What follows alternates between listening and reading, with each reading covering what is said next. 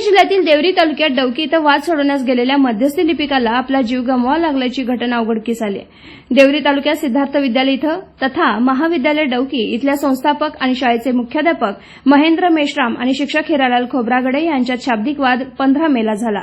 वाद एवढ्या विकोपाला गेला की शिक्षक खोब्रागडे यांनी मुख्याध्यापक मेश्रामवर हल्लाबोल केला। मध्यस्थी वाद सोडवण्यासाठी गेलेले मुकुंद बागडे लिपिक यांच्या डोक्याला मार लागल्यानं ते बेशुद्ध पडले।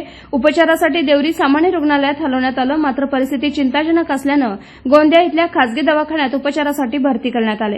आज पहाटे दरम्यान लिपिक मुकुंद बागडे यांचा मृत्यू झाला। आरोपी शिक्षक हिरालाल खोब्रागडे याला अटक करून देवरी पोलीस स्टेशन इथं गुन्ह्याची नोंद करण्यात आली आहे। घटनेचा अधिक तपास देवरी पोलीस करत आहेत।